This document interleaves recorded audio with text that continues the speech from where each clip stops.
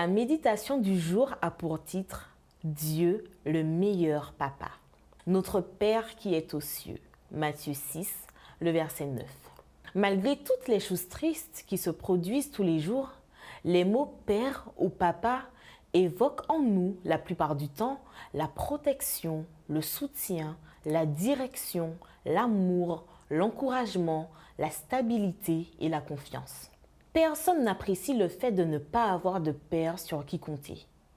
Ceux qui n'ont pas eu la joie de connaître cela ont dû fournir un effort supplémentaire pour aller de l'avant et, en de nombreux cas, les conséquences ont été dévastatrices même à l'âge adulte. Quand Jésus nous a enseigné à prier, il nous a montré que nous devions nous adresser à Dieu comme un enfant s'adresse à son père. Il nous montrait alors comment considérer Dieu, mais aussi comment Dieu nous voit, comme ses enfants. Nous devons donc sentir que nous sommes les enfants du Père. Si Dieu aime que nous l'appelions Père, c'est parce qu'il est disposé à nous protéger, nous donner son appui, nous guider sur le bon chemin, nous montrer son amour, nous procurer encouragement et stabilité et à nous donner confiance en lui.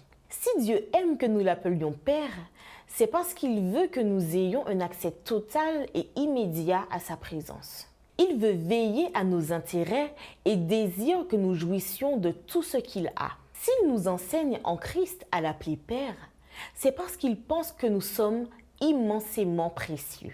Il est heureux quand nous allons bien et ne désire pas que quelque chose de mal nous arrive. Comme tout père, il veut nous voir prospérer et vivre avec un but.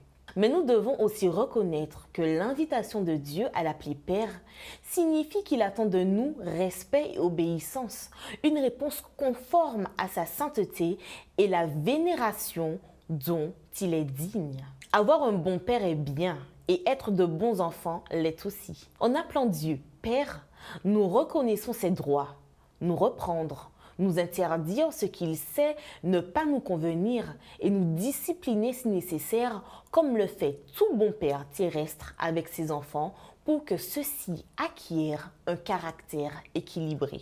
Je ne peux terminer sans dire que quand Dieu nous enseigne à l'appeler Père, il nous invite à nous traiter les uns les autres comme des frères, ce que nous sommes, car nous sommes membres de la même famille, celle de la foi.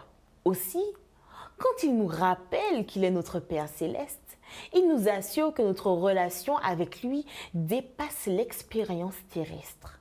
Il nous parle d'espérance, d'héritage, d'un avenir sûr. Êtes-vous conscient d'avoir le meilleur papa ?